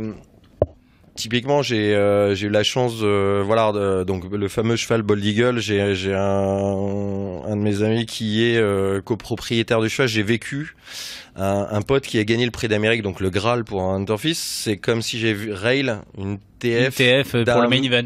En tout cas d'un double SOP à Vegas, et Rail, et de voir un de mes potes gagner un bracelet. Ouais. Voilà. Souvent l'émotion intense. Souvent on vit, c'est pas la même émotion, mais c'est une émotion presque tout aussi forte de Rail, de vivre par procuration. Oui. C'est un peu, voilà, on a eu la team PMU, pareil, on a eu Erwan une année qui passe à rien du titre. Erwan qui est le nom d'un cheval. Erwan Pêcheux. D'un poulain. Pêcheux. Alors on va en acheter un poulain. Mais il faudrait, pourquoi vous avez... Ah oui, non, mais en même temps vous êtes PMU, c'est vrai. Non, mais du coup, PMU c'est quoi en fait? PMU c'est toute l'entité qui offre les paris. Qui offre les paris, mais c'est que les paris, c'est... Mais on est l'entité des sociétés qui organisent les courses, donc le trot ici à Vincennes et le galop. On est leur entité qui collecte les paris historiquement sur les courses, dans les points de vente et maintenant sur les hippodromes. On appartient de fait aux sociétés de courses, on appelle les sociétés de courses, qui organisent les courses toute l'année, et la vocation du PMU, tous les bénéfices servent à faire vivre tout ça et à payer les gains des courses, du Prix d'Amérique à la course à Laval, à Angers, à Toulouse. On se rend pas compte, mais le PMU, c'est 67 000 emplois qui vivent du PMU. C'est un truc énorme. Juste en termes de paris journaliers, c'est... Vous en parlez, alors c'est peut-être pas un chiffre PMU, mais l'année dernière, c'est 9 milliards de chiffre d'affaires, je crois. Ouais. Non, paris. De paris. D'enjeux, oui, d'enjeux. D'enjeux. C'est quasiment 800 millions ce qu'on va appeler plus un chiffre d'affaires, 800 millions d'euros de PBJ pour parler. Ça pourrait faire un petit one drop là, les gars. Un petit one drop, 1 million là. 6 millions qui se perd en détente. Il faut faire vivre les 67 000 personnes et tout ça. Comment le poker cohabite avec ça, avec le parce que le pari c'est tellement énorme. Ah oui, on est à côté. C'est une activité de diversification qui est là déjà dans un premier temps pour faire en sorte que nos parieurs épiques, qui sont des joueurs de jeux d'argent, qui restent et jouent au paris sportif, au poker.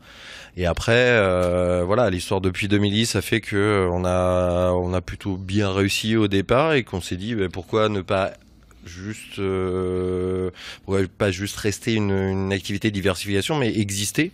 Et c'est pour ça aussi qu'on a construit tout ce qui s'est fait là depuis quelques années. Et juste, je voulais faire une aparté là je sais pas si vous visualisez cette salle avec cet écran. Vous savez, c'est la salle qui a accueilli le jury de ProDream de près de 5 des 6 dernières éditions de ProDream.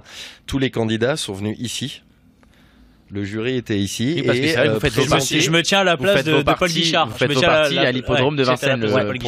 Et Paul Guichard, il est passé ici. Jonathan Terme, François Tosque et tous ceux qui ont gagné ou perdu la finale ProDream sont venus ici faire leur entretien. Cet écran, il a servi à passer leur présentation pour essayer de se vendre et pour obtenir ce contrat. Et c'est vraiment exactement cette salle dans laquelle on a fait les finales ProDream. On va laisser un petit message caché. Courage, bro. Courage. Tu l'auras pas, mais c'est pas grave. C'est pas grave. Faut y croire. D'ailleurs, ProDream, c'est quand? C'est dans quelques... Mars-avril prochain. Oh, il a encore un petit peu de temps. Attends, c'est le ProDream, là, c'est Paul Guichard. Oui. Mais on a quand même aussi, comment il s'appelle, Geoffrey Lotte, qui est... Alors, lui, c'est la petite cerise sur le gâteau, parce que...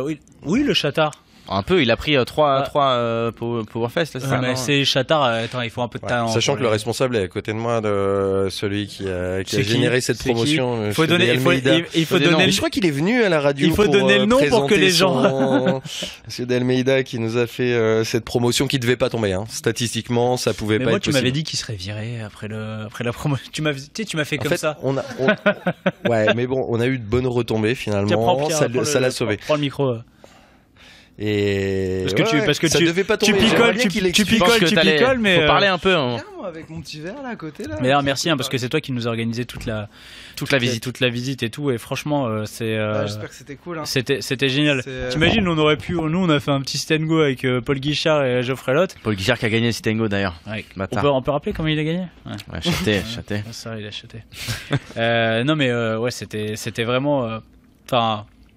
Tu vois, je pense que c'est pas pareil de venir ici sans faire cette visite. Bah là, tu passes tu vois, t'es le back office. Déjà tu commences, le mec il t'amène dans un truc qui dit bon, par contre vous êtes à un endroit, il y a personne qui vient. Ouais. Et là il te met dans l'ambiance. Tu vois, t'as vu le cheval qui a gagné la première course, t'as suivi la course de l'intérieur derrière le bus qui a tous les juges, etc. C'est vraiment un peu de privilège, mais c'est vraiment sympa à voir. Et là tu comprends vraiment l'intérieur des courses. Vraiment. Et puis c'est génial de vivre avec un mec qui est passionné. Tu sais, c'est toute sa vie. Et ça se sent toute sa vie. Et en fait, il te le transmet super bien, super facilement. Voilà, moi le truc, c'est que j'ai fait 2 ou 3 fois la visite des écuries avec différentes personnes. C'était un guide à chaque fois différent, mais c'est que des passionnés. Ouais. Et vraiment, en fait, c'est parce que c'est des anciens jockeys, je crois, quasiment tout le temps. Sans doute, tu leur poses n'importe quelle question, les mecs ont une culture extraordinaire. Mais c'est un monde particulier, on sent que c'est vraiment que des gens, enfin en tout cas tous ceux qu'on a rencontrés là, qui sont passionnés à fond et qui vivent que pour ça, quoi. C'est leur vie. Tout simplement, de A à Z. 2 jours sur l'hippodrome extraordinaire, ils bougent un peu partout et ils sont au courant de tout ce qui se passe, quoi. C'est comme si dans le monde du poker, quoi, t'es passionné, quoi. Tu visitais les écuries de... Ouais, c'est compliqué. C'est la cuisine de Club Poker Radio. C'est un peu les couvreurs. Là, ici, tu as le rouge. Rio pour faire un peu plus... Voilà, c'est un peu les couvreurs du poker. On est mieux reçus chez Club Poker Radio, quand même. Ah, merci.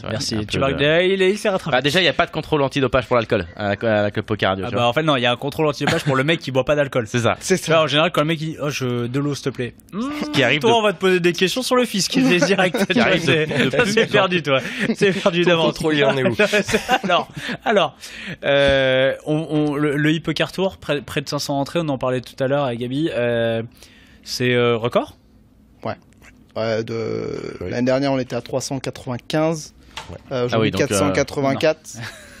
Plus 100, ouais. On avait un objectif de 500, mais vu que c'est un free roll et un tour sur qualification online gratuit, c'est toujours dur d'avoir un chiffre exact de combien tu vas avoir de personnes qui vont venir, parce que les gens, s'ils n'ont pas payé, ils viennent pas forcément. Donc on est très content. On est sur les estimations quasiment parfaites, quoi. Globalement assez parisien, région parisienne. Et on peut ouais, c'est incroyable. On va demander à notre Yann. Attends, il manque un micro là. Qui nous accompagne depuis le début, mais on a quand même. Attends, tu sais quoi, regarde, t'as même pas besoin de bouger, Gabi, puisqu'on va lui filer un micro. Tu auras le micro sucette. Comme ça, tu peux rester avec nous. Le plus beau micro.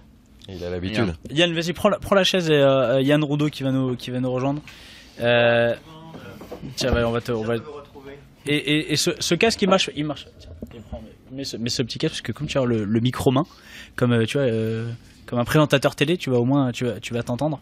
Donc tu nous disais que c'est pas, on est. Ah non, c'est très clairement pas que parisien, même si évidemment à Vincennes on a une proportion de Paris, région parisienne importante, mais on a des gens vraiment de toute la France, en tout cas, on va dire du Grand Nord sur cette étape.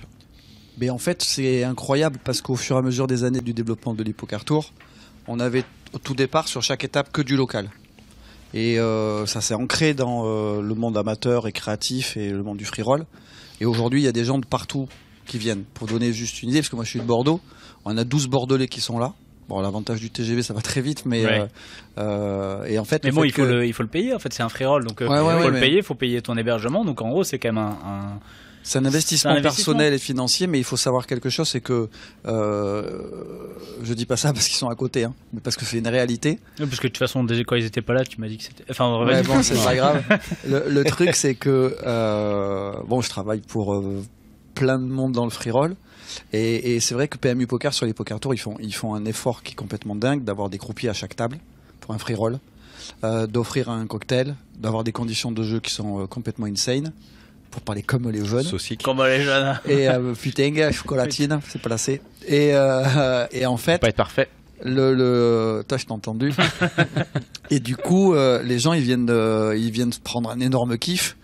Et un billet de train plus un Airbnb ou un hôtel ou autre fait que vivre un événement comme ça, quand vous verrez les photos sur les réseaux sociaux, c'est juste génial, quoi. Et puis on est dans un vacances, et puis on est dans un endroit. Tu fais pas un free roll dans n'importe où. Eh oui, c'est un hippodrome. Il y en a qui découvrent un événement exceptionnel. Moi, la première fois, j'ai découvert ça à la Teste en 2014. J'avais jamais vu une course de chevaux.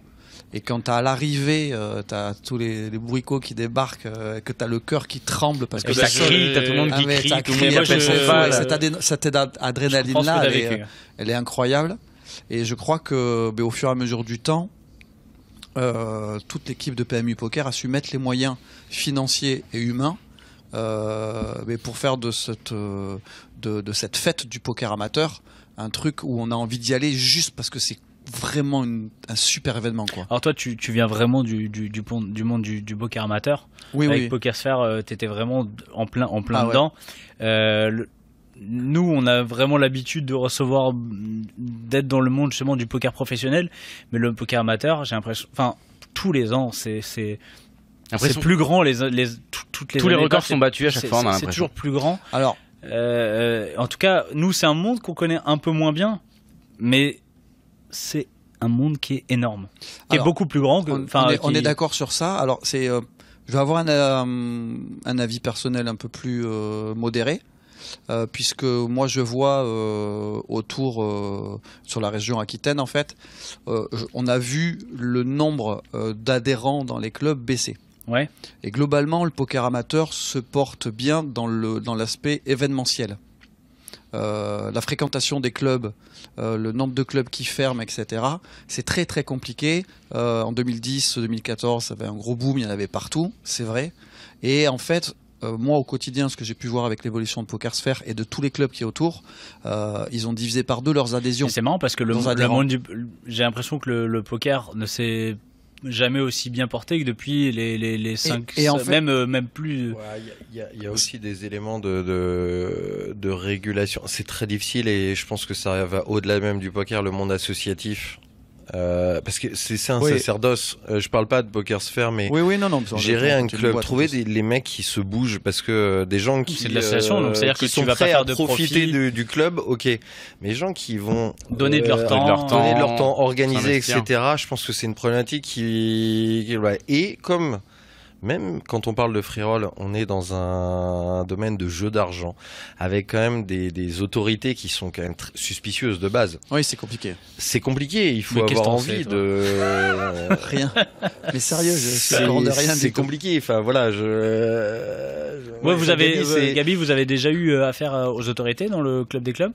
J'imagine que. Affaire, dans quel sens c'est-à-dire que juste affaire, est-ce qu'ils vous ont contrôlé, contacté? Enfin, on a des contacts réguliers avec des services de l'État, La police des La jeux. police des jeux. Ouais, enfin, les clubs d'abord ont des contacts avec les services des jeux quand ils organisent leurs tournois.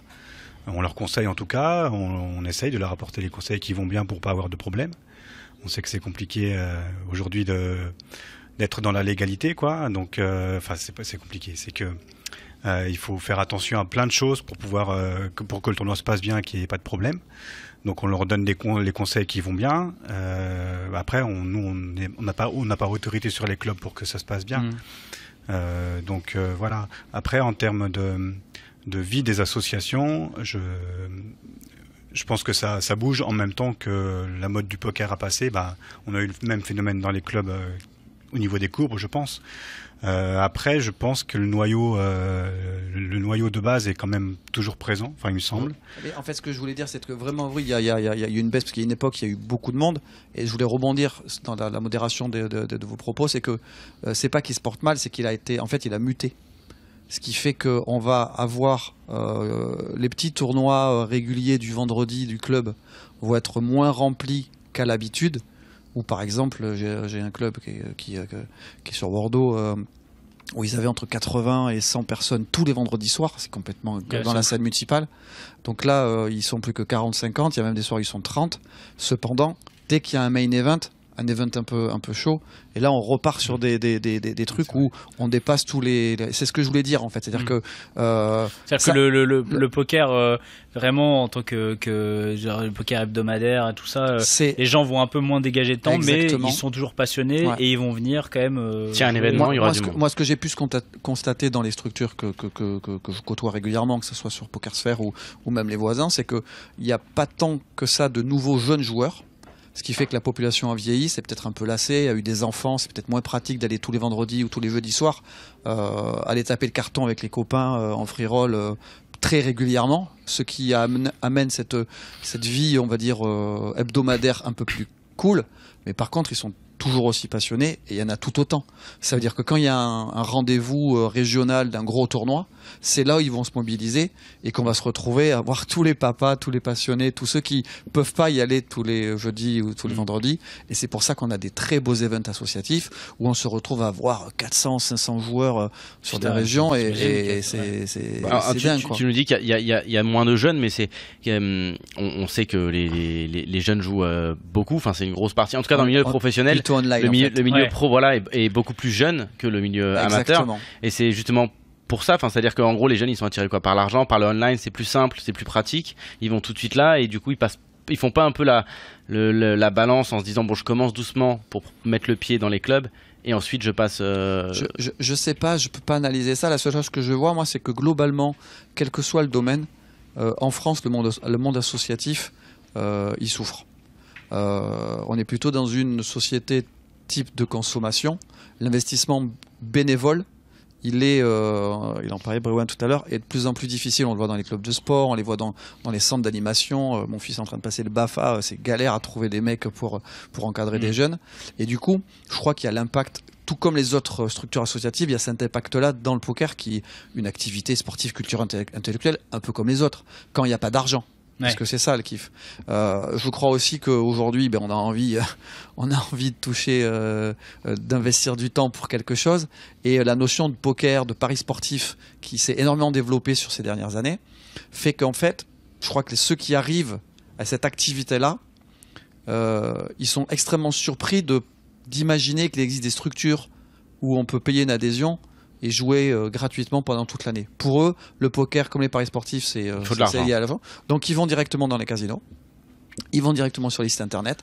Et je crois que le monde associatif souffre de cette nouvelle génération qui est plus consommateur que de s'impliquer dans le monde associatif. Brewan, PMU, les grosses échéances à venir, il y en a pas mal. En janvier, il y en a une, en janvier. Le FPO Paris. Une deuxième parce que vous êtes partenaire aussi des. Et on enchaîne direct à Marrakech. Ouais. La première, ouais, le FPO Paris, c'est voilà, bon, on connaît l'actualité, les clubs à Paris. Pour nous, c'est la 3e saison du FPO et on va la finir à Paris enfin. Donc ça, c'est déjà du 2 au 13 janvier. Pour nous, on va démarrer l'année sur les chapeaux de roue avec ce France Poker Open qui va clôturer cette saison 3 à Paris au Club Montmartre. On était avec Frédéric Foggieri hier et avec Mickaël Lesage, il me semble. Ouais, donc c'est voilà, et avec pour nous et avec Texa Poker, c'est vraiment une forme d'aboutissement de cette étape qu'on est en train de préparer. On est en plein dedans. On espère en faire une belle fête. On sait que voilà, on va avoir un retour des événements à Paris en 2000. Là, sur cette fin d'année et surtout en 2020, assez importante. Et oui, et juste derrière, on enchaîne avec le WSOP circuit de Marrakech-Janvier, qui est maintenant devenu un rendez-vous assez incontournable et récurrent. Donc c'est un mois de janvier, ouais, on va démarrer l'année 2020 très fort en termes de live, et c'est super pour nous, puisque... C'est la première fois que vous êtes partenaire des WSOP ? Non, on a fait juin. Non ? L'édition de juin cette année, mais on l'a fait. C'est vrai qu'en juin, c'était la première fois qu'en juin il y avait. C'était une nouvelle étape. On a oui, en juin. On y était. Ouais, on y était. Ah mais oui, on y était. On y était. Ouais. C'est la première fois d'ailleurs. On était parce que mais oui, on y était. C'était l'une des premières fois puisque d'habitude on est au Sismix à cette époque. Et c'était, c'est ce qui a un peu remplacé dans cette.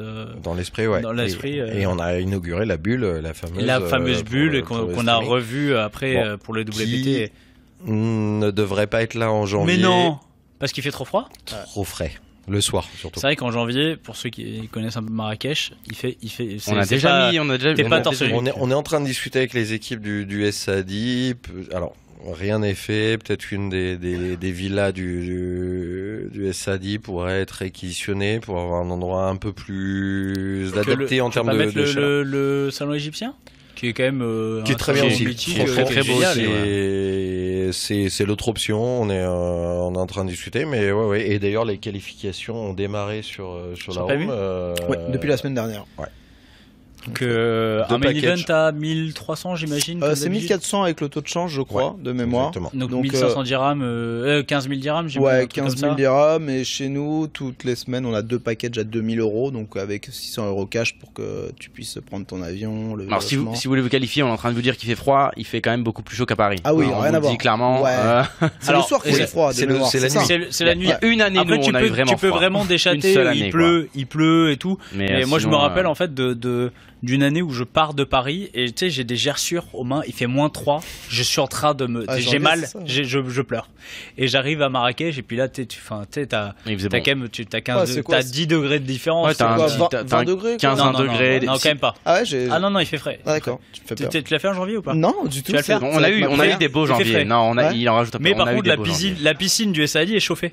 Donc en gros, la piscine est nous on l'a fait, tu vas dans la piscine du SAD et tu sors, tu te gèles les couilles. Mais par contre t'es dans la piscine, elle est chauffée. Alors que l'été c'est l'inverse, elle est plus froide que dehors parce qu'il fait tellement chaud. Là tu vas à la piscine, tu prends ton peignoir. Tu te plains pas. Tu te plains jamais. Non, à quel moment tu te plains de la piscine? Tu te plains jamais de la piscine. Et d'autant qu'il y avait un événement mythique qui se déroulait aux Bahamas en janvier et qui n'aura pas lieu cette année. Je pense que Marrakech là c'est pour voir le soleil en janvier, c'est l'endroit où aller. Ouais, clairement. Et puis c'est. Après nous on connaît notre attachement avec le casino SAD, c'est un endroit, nous c'est la maison hein, donc c'est un endroit où il fait bon c'est le bonheur d'être à Marrakech. Ça va être un très beau festival, au-delà du fait qu'on qualifie et qu'on soit partenaire de l'événement, on le sait, c'est un festival qui a fait ses preuves, c'est le WSOP circuit déjà. Et puis aussi une augmentation permanente. De tous les festivals à Marrakech de la dernière année, on a une augmentation de entre 15 et 20%. On n'est pas loin de 500 joueurs là. 500 entrées de mémoire. La dernière édition, je sais plus, en janvier dernier. Ça tourne autour de ce nombre. En été, c'est possible. Ça tourne autour de ce nombre. Oui. Donc, c'est vraiment maintenant un rendez-vous incontournable pour. Et puis il y a quand même le prestige. C'est prestigieux, quoi. C'est les World Series. Oui, c'est les World Series. C'est la bague gravée à ton nom. C'est vraiment un bel événement et on le sait. Oui, Marrakech, c'est vraiment une des places fortes du poker live. Je veux dire, pour l'Europe et l'Afrique du Nord, il y a le World Poker Tour, il y a le WSOP Circuit, enfin c'est Il y a voilà, toutes les grosses marques. Et le SCA10, c'est vraiment un endroit où vous êtes ils fan. savent Mais faire, c'est nous top. aussi, et pour PMU Poker, c'est quand même un des événements. Alors c'était aussi avec le World Poker Tour, mais c'est vraiment un des événements qui a construit l'histoire de la room en live. On a fait 4 à 5 événements là-bas. Enfin, on était partenaires et voilà, Yann l'a fait aussi. Il est venu. l'as fait aussi, Yann Pour le théâtre. Ah oui, on l'a fait au théâtre.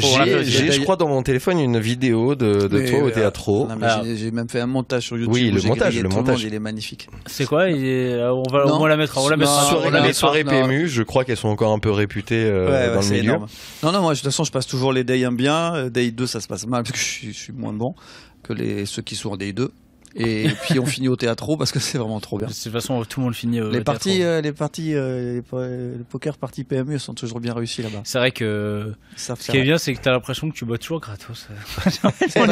Nous, on boit toujours à l'œil. Ce soir, c'est quoi? Ce soir, c'est la soirée PMU. Okay. Et en fait, comment tu fais quand t'es pas VIP au théâtre? Parce que je connais pas. Moi, je connais que la salle en haut. Ouais. Je te jure, c'est vrai. En fait, la salle en haut, c'est la salle VIP. Mais tu sais pas ce que ça fait d'être. Et t'as déjà fait une soirée avec moins de 40 bouteilles PMU? Parce que nous, on aime raconter cette anecdote qu'on raconte tout le temps. C'est quand même de cette soirée PMU où on est en haut. Ah oui, c'était génial. Tout le monde est en haut. Avec les et en bas, et tout. Il y a Ribéry dans la foule. En bas, t'as Ribéry. En bas, t'as Ribéry dans la fosse. Toi, t'es en VIP, et en bas, t'as Ribéry avec la Ribéry qui est dans la fosse. Voilà. Et tu le regardes en bas, tu fais tu veux monter, Jean-Michel? Voilà, ouais, ça c'était. Moi, je me rappelle aussi de celle de juin, là, où vous avez fait les beaux quand même. Il y a une vidéo. On était bien. On était pas mal. On avait nos noms sur les écrans. Sur tous les écrans, les logos Club Poker. Les mecs, ils prenaient en photo, mais ils savent pas. On doit les prendre en photo. On s'en fout. Apparemment, ils sont connus. C'est ça. Mais ouais, non, c'était pas mal. En tout cas, c'est toujours un bon moment Marrakech. Sur le reste de l'année, on reprend le circuit FPO, tout ça. Là, c'est une nouvelle saison qui recommence. FPO saison 4 qui devrait redémarrer à Aix-en-Provence. Aussi un des nouveaux lieux là qui est en train de vraiment bouger en termes de casino. C'est quoi comme casino à Aix-en-Provence? Casino Partouche, le grand casino qui vraiment a décidé en plus d'investir, qui a été complètement refait, qui a décidé d'investir sur le poker, donc c'est super. De toute façon, Partouche, ils sont en train ils relancent le PPT. Une grosse. Là, j'ai l'impression que c'est quand même une grosse machine qui se remet en place. Il y a beaucoup de choses qui se mettent en place. 2020, ça va être assez énorme en termes de live. Je pense que pour les joueurs, c'est génial. Voilà, il y a Aix, il y a le PPT, il y a le doublé petit Deep Stack à Paris qui va arriver aussi. Enfin, ça va être avec tous ces clubs. L'année 2020, elle va être assez énorme en termes de live. Je pense que pour un joueur, alors il va falloir avoir la bankroll un peu pour tenir tout ça, mais il y a de quoi vraiment se marrer. Je pense que les qualifs online, que ce soit sur PMU ou chez nous, vont être vraiment intéressantes pour pouvoir tenir l'année. Et nous on sera de la partie sur à peu près tous ces événements-là. Le double SOP Circuit aussi à Cannes, aux Croisettes, qui est maintenant devenu un rendez-vous pour nous. Plein de choses, Vegas, évidemment. On a une belle année. On en est presque 2020 à devoir faire des choix. Là quand on est à faire des choix, c'est bon signe, quoi. Ouais, c'est plutôt bon signe. L'offre, elle va être assez ouf en live. Et tant mieux parce que ça rebooste. Enfin, on sait que le poker, on a eu des années compliquées. Et puis même dans le poker en France et dans le poker surtout pour parisien. les Parisiens, c'était dur. Enfin, on est passé d'une époque où t'avais tout, puis t'avais plus rien. Et là, ça revient quoi. Et limite, on est devenu trop gourmand parce qu'on a l'impression que ça se fait pas assez rapidement, alors qu'on se dit mais faut penser les années d'avant. Là, ça fait. On en parlait hier. Les clubs, ça fait que 3 mois que c'est ouvert quasiment. Et ça fait 2 ans qu'on annonce que tous les 6 mois ça va s'ouvrir, etc. Et là, ça y est. Donc, faut être un peu patient. Encore, on est vraiment prémisse. Tout n'est pas ouvert. Il faut roder le truc, mais voilà, il y a du World Poker Tour d'annoncer, des double SOP, il y a tous les grands licences, toutes les grosses licences vont arriver. Tout le monde va y aller. Les tournois réguliers, enfin, on peut être parisien. Enfin, et quand je dis parisien, c'est grande région parisienne, voire au-delà de la région parisienne, et venir et avoir des beaux tournois, de la diversité d'offres. c'est super pour le live. Tout ça va s'équilibrer entre Paris et la province. C'est même limite si certains week-ends, ça va être 3 événements sur lesquels les joueurs vont devoir choisir, se positionner. Hein, ça va créer des. Ah, il va y avoir la grosse c'est bien, nous on va avoir des bains de Tant sang, mieux. c'est parfait pour nous. Nous, on est là. Ouais. Même à Bordeaux, même dans le bassin, il y aura des événements. Ouais, sûrement, on sera là pour vous accueillir. Juste pour vous dire qu'en fait, le tournoi vient de se finir sur l'Hippocar Tour d'Ayan. 50 joueurs restants et je dois vous abandonner parce que. De toute façon, tu sais quoi, tu peux même dire au revoir avec nous. On va dire au revoir à tout le monde. Ouais. 50 joueurs. Il y a 50, ouais. Donc on a un D2 demain. Oui, absolument. Et le gagnant remporte le package Marrakech, 2000 euros. 2000 On en euros. parlait. On Ouais, parlait 2000 de balles. Marrakech. Voilà. Et le deuxième, le FPO, FPO. Paris. C'est ça. Et le troisième, un troisième, 500 il y a euros un tournoi. tapis de souris. 500 euros de tournoi. Non, hein, 500 euros de tournoi online. Non, il y a 5000 euros qui sont distribués. Attends, et donc le 7005 quatrième. en fait. Fais-moi rêver, 400. c'est quoi celui qui est dégoûté? C'est qui genre 300, C'est je le- crois. Non, ça descend progressivement. Non, quatrième, tu gagnes des Ça fait dotations de 500, tournoi. 400, Ouais. 300, 200, 100. Le premier de l'ATF, enfin le premier éliminé de l'ATF, donc le 9e, Neuvième. il prend 100 euros tournoi. Il est venu, il a Et 25 euros de free bet Plus 25 Epic. euros free bet Epic. Ouais. C'est Non, 7500 euros. je dois la vraiment vous dotation globale. abandonner parce que Mais j'ai mon tu sais équipe. qu'on va ils laisser m'envoient. parce qu'il est 22h30 et c'est bientôt la dernière course. Ouais. Oui. Je crois que c'est On est bientôt là. la dernière course. Exactement. Parce que t'es gentil. Tu nous as donné plein de free bets, mais tu savais très bien qu'on allait faire la radio et qu'on pouvait pas les utiliser. Alors, c'est valable. Ah, il y a 2000 euros de free bet. Allez, vas-y. Non, j'ai vu, j'ai regardé les dates. On peut Ouais, encore parler cette semaine. Vous Jusqu'à pouvez jouer jeudi. dans des points de Ah vente ouais, PMU, il y en mais a c'est- 13 000 en France. Mais non, jusqu'à mais jeudi. c'est pas marrant. Moi, je veux parier ce soir, quoi. Et tu fais, Vibrer. Vas-y, princesse du désert. Vas-y. Tu vois. Bon, je pense qu'on prend rendez-vous pour le prix d'Amérique, monsieur Dumont.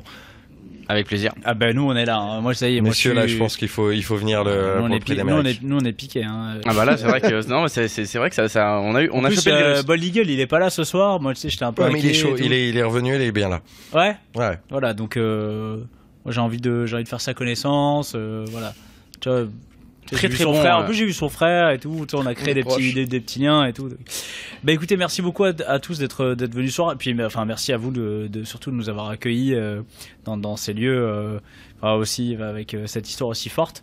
Vraiment. Tu vois, on a été, tu vois, je le dis vraiment pas pour faire de la lèche, mais on a été touché. Moi, ça m'a marqué. Ah, c'était une vraie expérience. C'était vraiment une super expérience quoi. Ça s'oublie pas. Tant mieux. Avec plaisir. Et pour les joueurs aussi. Et ben voilà. Et ben voilà, c'est parfait. Génial. Belle phrase de fin. Le quintet gagnant. Le quintet gagnant, le 16. On n'a pas eu C'était le l'oseille 16 du quintet. le Hein. premier. Par contre, Il ça, fallait on jouer verra le ça 16. après. Il fallait jouer le dans 16. la 3. Merci beaucoup. Nous, on se donne rendez-vous jeudi prochain. Ce sera avec l'un des derniers clubs de notre tournée des clubs. Spécial. Ce sera le club barrière, le exactement. club 104. Donc, ça sera jeudi prochain dans nos studios parisiens. On aura presque fini. On n'aura pas fini notre tournée des clubs. Il en restera. Bah, on a un ou fini deux. ceux qui sont ouverts. C'est ça. On attend ceux qui ouvrent. Voilà. Et puis en attendant, bah écoutez, on vous embrasse. Allez, à la Allez, semaine gros bisous prochaine. tout le monde. Ciao, Bisous, ciao. ciao tout le monde.